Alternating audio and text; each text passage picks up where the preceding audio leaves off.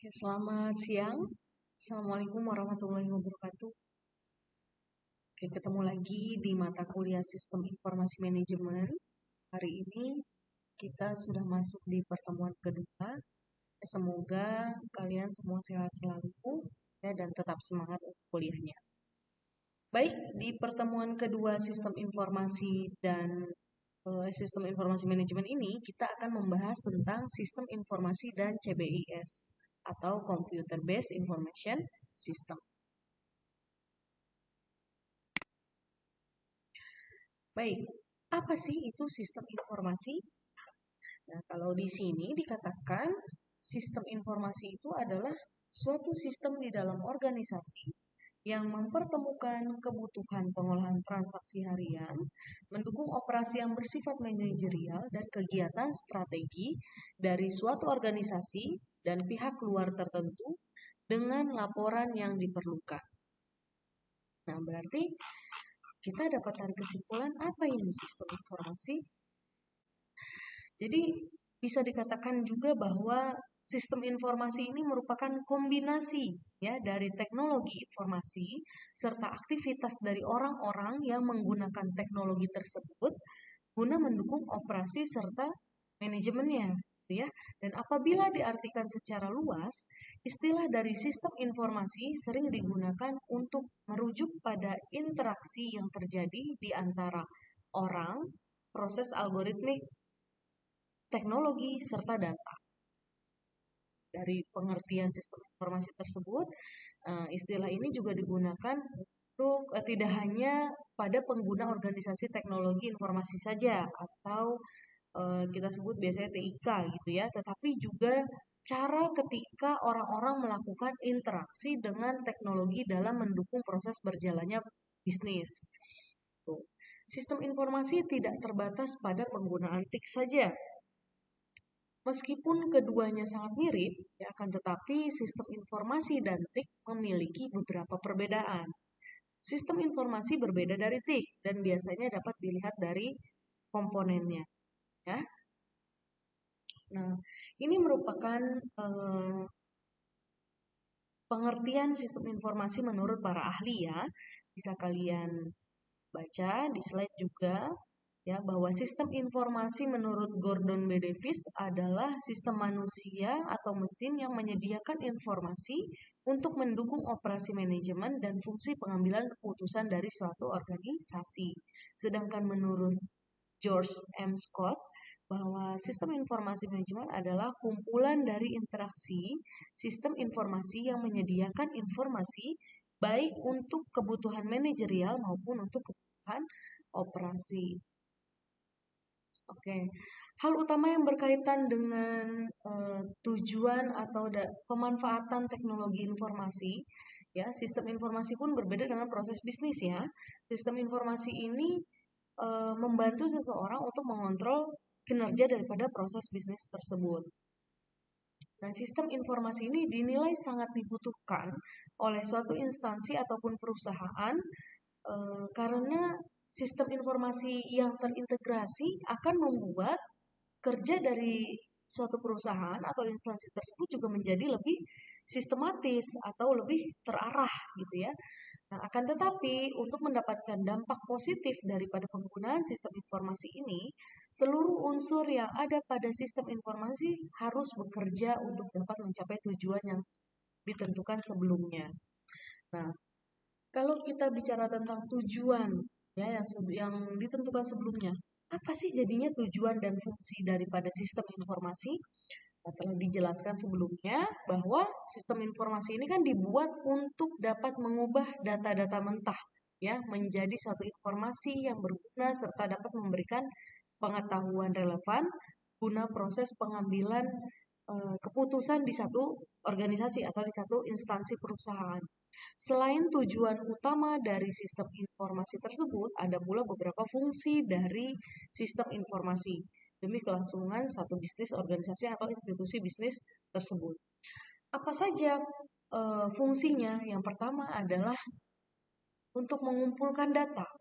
Ya, fungsi pertama dari sistem informasi ialah menjadi satu tempat ya untuk mengumpulkan data yang telah dimasukkan atau diinput oleh seseorang pengguna dalam suatu institusi atau organisasi. Nah, inputan data ini menjadi sumber utama agar sistem informasi dapat berjalan dan juga berlangsung dengan baik dalam suatu organisasi atau institusi secara operasional. Yang kedua, setelah mengumpulkan yaitu menyimpan ya. Selain mengumpulkan data yang telah diinput, sistem informasi juga memiliki fungsi untuk menyimpan seluruh data mentah di dalam sistem untuk diproses secara sistematis. Baik data penyimpanan data yang ada pada sistem informasi ini berlaku bagi seluruh data, baik data yang relevan maupun yang tidak. Akan tetapi, fungsi dari sistem informasi ini akan sangat menentukan proses dari pengolahan data hingga menjadi suatu informasi. Dan yang ketiga adalah menghasilkan luaran informasi. Setelah semua jenis data telah tersimpan dalam periode tertentu, maka sistem informasi akan berfungsi untuk dapat menganalisis data hingga menjadi luaran atau output informasi yang sesuai dengan kebutuhan organisasi. Pengguna dari sistem informasi tentu saja akan memiliki beberapa formula tertentu untuk dapat memproses pengolahan data, hingga nanti akan dihasilkan suatu informasi secara relevan untuk kebutuhan. Ya, oke. Ciri-ciri daripada sistem informasi ya antara lain adalah baru ya.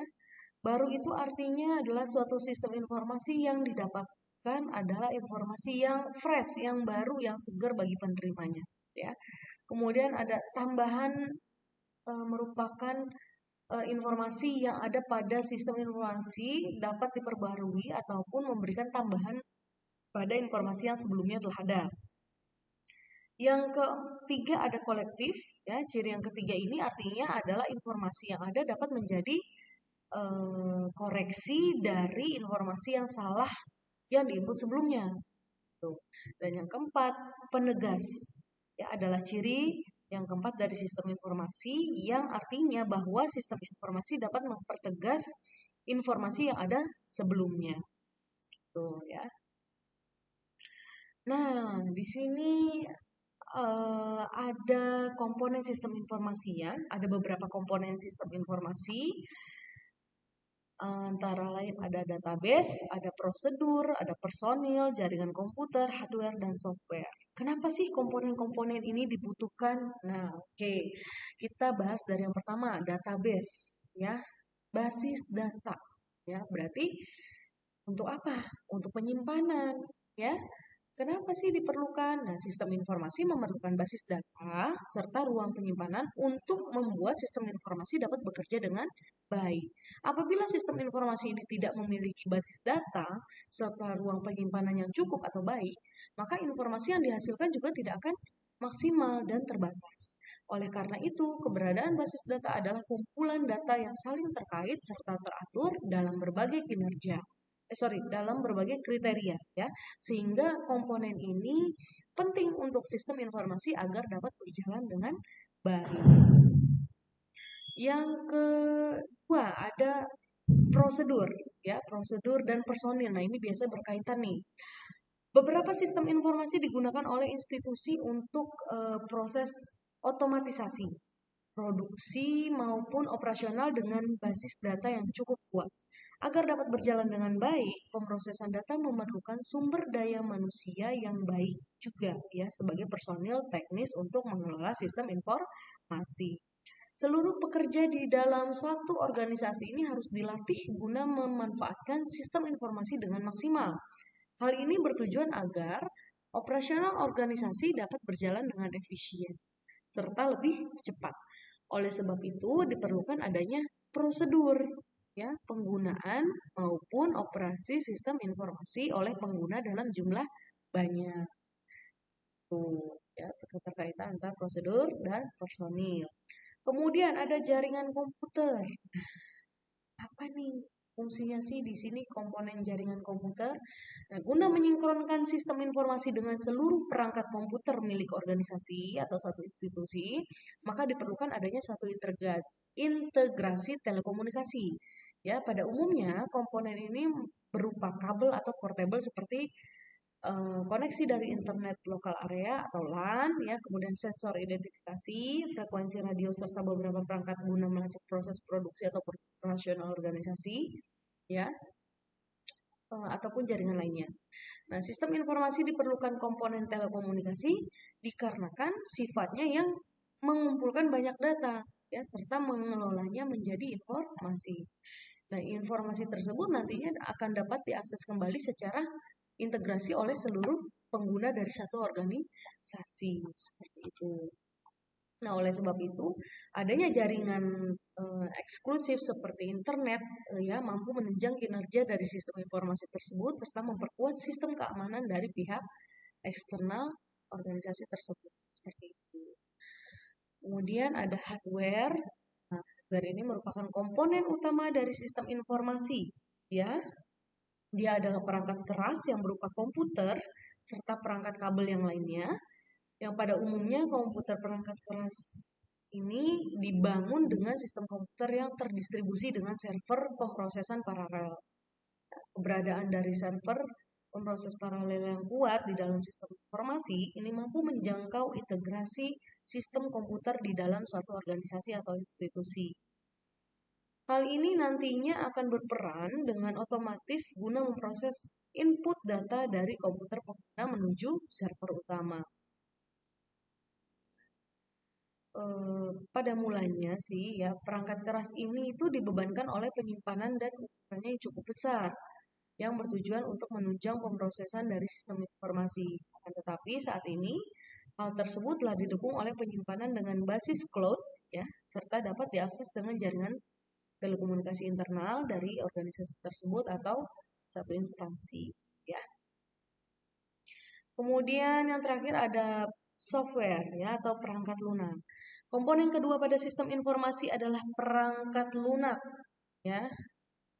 Perangkat lunak atau aplikasi ini berfungsi untuk menjalankan pemrosesan dengan otomatis. Sistem utama dari sistem informasi berasal dari pengembangan perangkat lunak atau aplikasi tersebut. Pada umumnya, perangkat lunak dalam sistem informasi terbagi-bagi untuk sistem maupun aplikasi perangkat lunak ya. Nah, perangkat lunak yang ada di dalam komputer sistem informasi ini memiliki tugas untuk mengelola perangkat keras ya, data program serta sumber daya sistem yang lain dan menjadi penyedia sarana untuk pengguna agar dapat mengontrol penggunaan grafis. Nah, aplikasi di dalam sistem informasi ini juga umumnya memiliki bentuk suatu program yang dirancang guna menangani tugas tertentu untuk penggunanya. Nah, salah satunya dari perangkat contoh daripada perangkat lunak ialah adanya rangkaian aplikasi dengan spreadsheet ya untuk program pengolahan tugas yang ada di dalam industri yang dibangun vertikal. Contohnya seperti penjadwalan ya ataupun pelacakan produk. Seperti itu. Itu ya tadi merupakan komponen daripada sistem informasi ya. Oke, lanjut ada tool block sistem informasi. Nah, tool block sistem informasi ini adalah salah satu komponen penunjangnya juga ya, yang memang harus ada dan menjadi satu kesatuan ya. Yang pertama ada input atau komponen masukan ya, tool blocknya input block. Nah, input ini merupakan data yang masuk ke dalam sistem informasi ya, input termasuk ke dalam metode dan media untuk menangkap data yang akan dimasukkan ke dalam sistem informasi baik berupa dokumen-dokumen dasar ataupun data ini ya. Kemudian ada komponen atau model blok ya, blok model. Ini kombinasi prosedur, logika dan model matematik yang akan memanipulasi data input dan data yang tersimpan di basis data dengan cara yang sudah ditentukan untuk menghasilkan keluaran yang diinginkan. Yang ketiga ada output, ya pastinya ini adalah keluaran yang merupakan informasi yang berkualitas dan dokumentasi yang berguna untuk semua tingkatan manajemen serta semua pemakai sistem. Kemudian ada teknologi blok, ya atau teknologi di sini yang merupakan eh,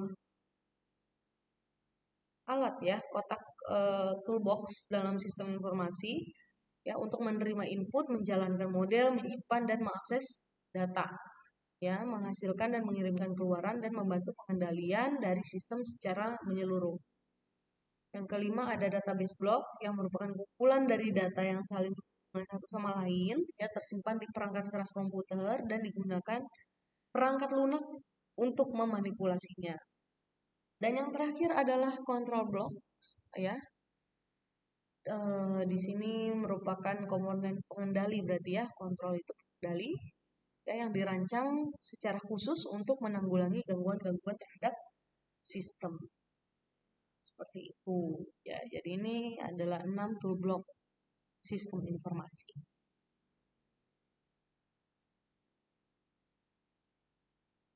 Baik, lanjut. Oke, selanjutnya ada siklus hidup pengembangan sistem. Nah, di dalam satu sistem informasi ya, kita butuh adanya yang namanya pengembangan sistem.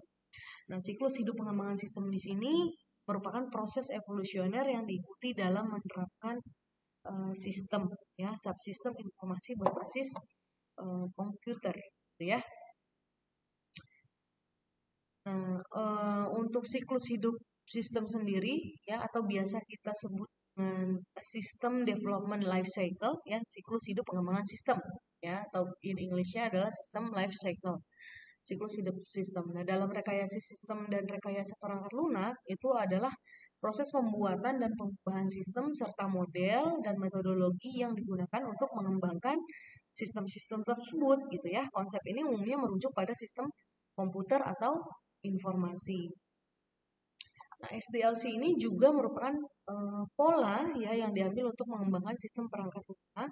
Nah, tahapannya itu terdiri dari perencanaan ya atau planning, analisa, ya, analisis, perancangan atau desain, ya, yang keempat ada implementasi, ya atau penerapan, dan yang kelima adalah penggunaan atau pengelolaan atau maintenance, ya. Baik, untuk yang pertama tahap perencanaan. Nah, tahap ini bertujuan untuk mengidentifikasi dan memprioritaskan sistem informasi apa yang akan dikembangkan, sasaran-sasaran yang ingin dicapai, serta jangka waktu pelaksanaan, serta mempertimbangkan dana yang tersedia dan siapa yang melaksanakan. Ya, jadi pada tahap perencanaan ini diidentifikasi nih, ya apa saja tadi itu sasaran-sasarannya, jangka waktu pelaksanaannya bagaimana, pertimbangan dananya seperti apa, dan siapa nanti yang akan melaksanakan. Tahap perencanaannya menjadi penting ya karena permasalahan didefinisikan dan diidentifikasikan secara rinci ya. Kemudian pembangunan sistem informasi juga harus diarahkan pada peningkatan keunggulan kompetitif. Perubahan aliran informasi juga akan terjadi secara besar-besaran ya di dalam sebuah organisasi, serta implementasi teknologi komputer juga akan membawa dampak bagi tenaga kerja di dalam organisasi tersebut seperti itu.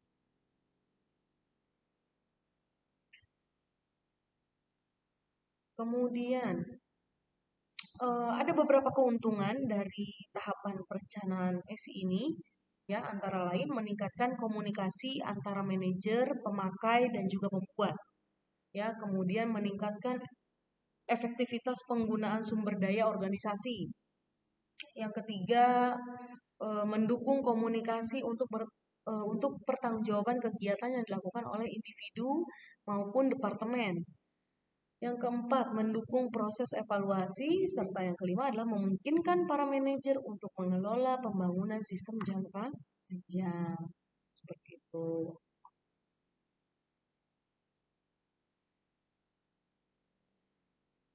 Lanjut, di yang kedua ada tahap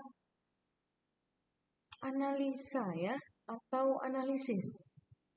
Tahap analisis sistem merupakan kegiatan penguraian dari suatu sistem informasi yang utuh ke dalam bagian komponen dengan maksud untuk mengidentifikasi dan mengevaluasi permasalahan-permasalahan, hambatan-hambatan yang terjadi dan kebutuhan-kebutuhan yang diharapkan sehingga dapat diusulkan perbaikannya. Nah, jadi kita menganalisa apa saja ya permasalahan-permasalahan hambatan-hambatannya sehingga nanti bisa ada perbaikannya gitu ya. Kemudian di tahap perancangan ya, di tahap perancangan ini adalah tahap desain sistem ya. Desain ini berkonsentrasi pada bagaimana sistem dibangun untuk memenuhi kebutuhan pada fase analisis. Nah, manfaat desain sistem ini adalah memberikan gambaran rancang bangun atau blueprint ya yang lengkap sebagai penuntun atau guidelines bagi programmer dalam membuat aplikasi ya. Desain. Beberapa hal yang dilakukan dalam desain sistem ini antara lain adalah pemodelan sistemnya ya, kemudian desain aplikasi, desain antarmuka ya, desain basis datanya ya, terus desain jaringannya gitu ya, serta deskripsi penggunanya seperti apa, seperti itu. Oke, kemudian tahap selanjutnya adalah penerapan ya, implementasi sistem. Nah, implementasi ini sebelum implementasi, lakukanlah persiapan secara matang mengenai perangkat keras, perangkat lunak, dan juga ruangan dan fasilitas pendukung lainnya ya. Karena beberapa hal yang juga penting yang harus diperhatikan dalam implementasi sistem adalah konversi ya, kemudian pelatihan ya, dan juga testing penerimaan. Ya, konversi ini maksudnya gimana? Biasanya diperlukan konversi itu dari sistem lama ke sistem baru misalkan seperti itu ya. Jadi kayak adaptasi ya. Apalagi jika sebelumnya juga telah menggunakan aplikasi terkomputerisasi gitu ya. Nah, kemudian yang kedua ada pelatihan. Jadi dibuatlah pelatihan secara menyeluruh untuk setiap pihak yang menggunakannya ya. Jangan lupa untuk melakukan juga sosialisasi kepada pihak-pihak yang terlibat dalam sistem namun tidak menggunakan aplikasi sistem secara langsung.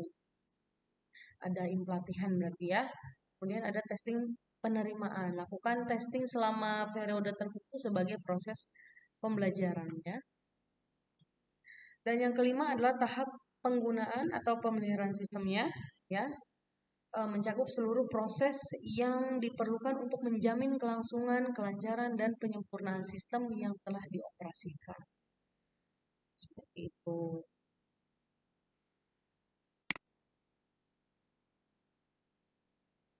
Baik, selanjutnya ada faktor yang mempengaruhi pengembangan sistem informasi manajemen. Ya, bisa kalian lihat juga itu antara lain adalah integrasi, ya, seperti yang sudah dijelaskan sebelumnya. Jadi, bagaimana integrasi antara satu sistem dengan usernya gitu kan, dan sistem yang lainnya juga, dan tentunya juga dengan personel-personel yang lainnya.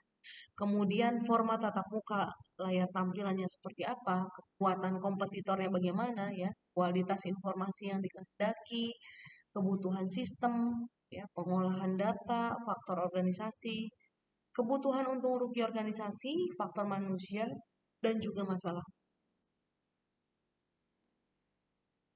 Oke, lanjut. Nah, ada istilah EUC atau End User Computing, ya. Dan di sini adalah suatu lingkungan yang memungkinkan user secara langsung dapat menyelesaikan sendiri persoalan-persoalan terhadap kebutuhan informasi. Maksudnya apa nih? Mungkin ada yang sudah pernah dengar istilah end user computing, ya. Istilah end user computing ini muncul pada era tahun 70-an waktu itu ya.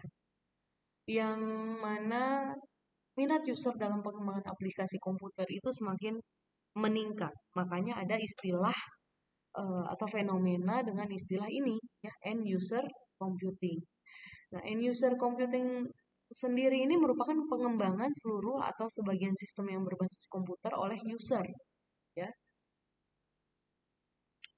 Nah, perkembangan teknologi komputasi memungkinkan komputer desktop ataupun laptop memiliki banyak kemampuan ya. Harga komputer dan laptop juga saat ini semakin dapat dijangkau oleh masyarakat. Hal ini membuat banyak masyarakat di sekitar kita juga dapat lebih mudah ya, karyawan-karyawan juga dapat lebih mudah membuat analisa data-data menggunakan desktop atau laptop yang dimiliki. Nah, inilah yang kemudian melahirkan istilah end user computing, ya. Walaupun end user computing ini mempunyai berbagai kemampuan, akan tetapi kehadirannya tetap tidak dapat menggantikan fungsi-fungsi operasional perusahaan seperti penagihan ke pelanggan, ya, pemrosesan payroll, otorisasi pengeluaran kas, dan lain sebagainya. Di samping itu, IUC juga tidak bisa menangani sistem yang cenderung rumit, gitu ya. Tentu ada beberapa kelebihan dan juga kekurangan daripada IUC ini sendiri, gitu ya. Kelebihan dari IUC sendiri, yang pertama adalah pembuatan oleh user atau pengguna non-departemen IT dapat melakukan pembuatan program sendiri, ya. Pengguna paham dengan apa yang akan dioptimalkan dan pengguna juga dapat merasakan ownership dari program tersebut. Yang kedua, sistem mengikuti kebutuhan user. Ya, karena dikembangkan sendiri oleh user, sudah pasti programnya juga akan lebih cocok dengan kebutuhan user dibandingkan dengan aplikasi yang dibuat dengan melibatkan user sistem analis ataupun program. Cepat, ya, pembuatan program bisa dikerjakan dengan cepat jika dibandingkan dengan pembuatan program biasanya. Memungkinkan IT untuk mengerjakan tugas lain. Ya, dikarenakan program tersebut dibuat sendiri oleh user, maka departemen IT bisa mengerjakan tugas esensial lainnya seperti memelihara server ataupun memelihara jaringan, ya, ataupun aktivitas lainnya.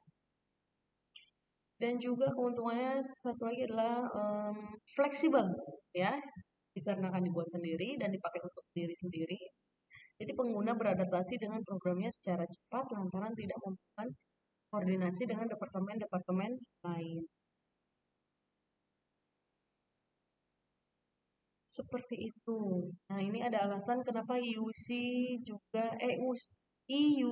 berkembang, ya. Kurang responsifnya departemen yang melayani permintaan user, ya, karena orang-orang yang terlalu sibuk, dan juga kecenderungan PC dan hardware pendukung yang semakin murah dan dapat mudah ke server. Nah, ini merupakan spesialisasi informasi, ya, yang merupakan pegawai perusahaan yang sepenuh waktu bertanggung jawab mengembangkan dan memelihara sistem berbasis komputer. Antara lain ada siapa aja? Nih, ya, ada analis sistem, ada pengelola database, atau biasa juga kita sebut dengan DBA, ya, di dalam satu perusahaan tuh. Terus ada spesialis jaringan, ada, ya, yang menangani infrastruktur jaringannya, ya. Kemudian ada programmernya, ya, atau yang ngedevelop siapa nih, ya, program-programnya, serta operatornya atau penggunanya. Nah, itu merupakan spesialisasi daripada informasi, ya, spesialisasi informasi. Oke, masuk ke Computer Based Information System-nya atau CBIS-nya. Oke. Computer Based Information System atau sistem informasi berbasis komputer. Ini merupakan suatu sistem pengolahan data menjadi sebuah informasi yang berkualitas dan dipergunakan untuk suatu alat bantu pengambilan keputusan. Ya. Nah, dengan artian tidak hanya sekedar menggunakan komputer saja untuk membuat ataupun menyimpan data, tetapi memanfaatkan peran komputer sebagai sistem pengolah data. Seperti itu. Nah, ini justifikasi CBIS-nya seperti ini, ya, kurang lebih. Ada analis sistem, ya, terdiri dari pengelola database, spesialis jaringan, ya, kemudian ada programmernya, operatornya, ya, kemudian PC, baru si pemakai. Pemakai ini ya berkaitan juga, berhubungan juga dengan pengelola database dan juga spesialis jaringan, ya. Konsep dasar CBIS. Oke, istilah CBIS ini untuk menggambarkan 5 subsistem yang menggunakan komputer, ya, yang menyediakan informasi untuk pemecahan masalah katanya. Antara lain ada subsistem CBIS adalah sistem informasi akuntansi, ya, sistem informasi manajemen, sistem penunjang keputusan, ya, otomatisasi kantor, dan juga sistem pakar. Nah, ini merupakan sistem informasi berbasis komputer ya, sudah banyak kita temu ya. Salah satunya adalah ya yang dipakai kalian, ya, sistem informasi akademik. Nah, itu untuk memudahkan kalian juga kan, untuk lihat jadwal, untuk komplain misalkan masalah pengajuan surat-surat dan lain sebagainya. Ini digunakan semua untuk salah satu pengambilan keputusan. Ya. Nah, ini macam-macam sistem informasi. Wah, udah ini sih udah familiar banget ya, udah dekat sekali dengan kita. Yang tadi sistem informasi akademik, kemudian kayak kita mau bepergian juga kan, pesan tiket bisa dengan media e-commerce ya, media-media sistem informasi yang tersedia sekarang kan ya, udah banyak gitu. Bidang layanan e-government juga sudah banyak ya, kita mau perpanjang SIM, kita mau bayar pajak, itu sudah gunakan sistem informasi juga, tanpa harus datang langsung gitu kan. Itu juga salah satunya. Nah, ini merupakan contoh sistem informasi administrasi keuangan siswa berbasis website ya. Bisa kalian baca. Ya, secara singkat di sini adalah untuk mempermudah si bagian tata usaha mencatat pencatatan pembayaran siswa ya, atau SPP. Nah, di sini ada prosedur sistem usulannya ya. Di sini dia akan membuatkan mockup ya, atau rancangannya. Tanya nih. Ya, kebutuhannya apa saja sih? Jadi dianalisa dulu. Ya, nah, kebutuhan pengguna sistem usulannya siapa aja nanti. Jadi kita ini kalau mau membuat satu aplikasi atau membuat satu program itu dianalisa dulu kira-kira untuk siapa saja aplikasi ini nanti akan digunakan gitu ya. Nah, kalau di sini berarti ada 3 ya, ada admin keuangan, ada admin kurikulum, ada user atau siswa ataupun orang tua siswa. Dan tentunya di setiap pengguna ini ada batasannya ya, ada batasan penggunaan. Jadi si admin keuangan hanya boleh mengoperasi bagian ini ya, seperti di login, kelola transaksi, ya, konfirmasi pembayaran sampai dengan ke laporan pembayaran. Sementara kalau di siswa ya atau orang tua siswa itu hanya bisa lihat apa? Hanya bisa lihat data keuangan, lihat data tunggakan, lihat laporan pembayarannya seperti apa sampai dengan ke konfirmasi pembayaran. Seperti itu ya. Nah, ini adalah mock-up-nya atau rancangannya ya. Tuh, jadi nanti kalian juga akan ada tugas untuk pembuatan aplikasi. Ya, pembuatan aplikasi dibuat mock-up-nya saja ya, atau prototipe-nya seperti itu. Ya, bisa kalian pelajari di slide ini ya. Semuanya dibuat ya, mulai dari mock-up admin ya sampai ke admin kurikulum dan juga user siswanya ya. Tuh, seperti apa. Baik, itu saja untuk pertemuan keduanya ya. Nanti untuk penjelasan tugas akan saya jelaskan di WAG. Terima kasih untuk perhatiannya ya, untuk waktunya. Semoga apa yang saya jelaskan hari ini bisa bermanfaat. Semangat terus buat kuliahnya. Selamat siang. Saya akhiri. Wassalamualaikum warahmatullahi wabarakatuh.